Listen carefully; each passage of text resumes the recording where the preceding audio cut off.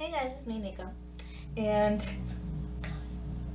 so, speaking of family traditions, um, there's this weird one that started one day. It was this really hot summer day, and it's so stupid.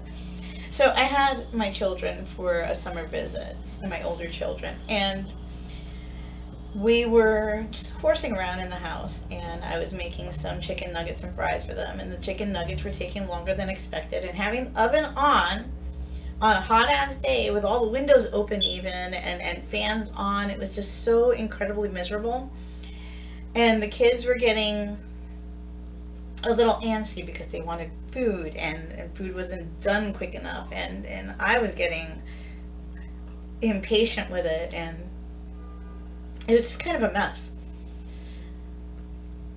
Finally, it was done, and I pulled it out of the oven, and as I did, this one chicken nugget kind of flew off of the cookie sheet, and I was pissed off.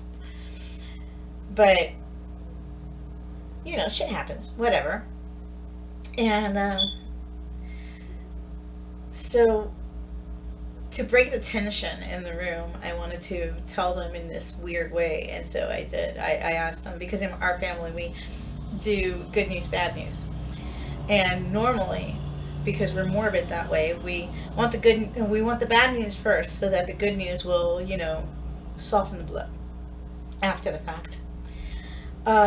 So I told them there's good news and there's bad news, and they were like, "Give us the bad news." And I said, "Well,"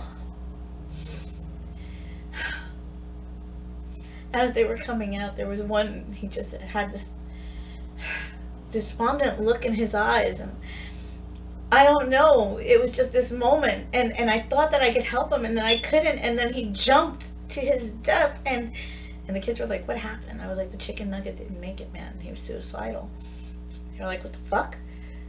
I was like, "Oh, well, the good news is that the chicken nuggets are done. It's just that one was suicidal and jumped to his death before he can come to, get eaten." And the kids, they finally got it, and, we ate or whatever.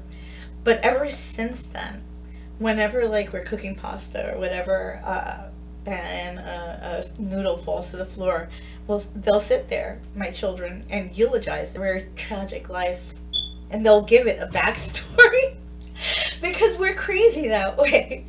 But it's a thing now. So food becomes suicidal when it drops to the floor, and we sit there and we give it a backstory, and we eulogize it, and we bury it properly in the trash, of course. But it's a thing.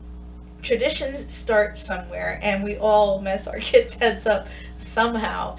And this is just one of the ways that my family is, well, twisted, but in our own way. And it's harmless, and it can be seen as sweet because it is a family trait. I don't know. You guys tell me what you think, and I will talk to you again soon. Bye.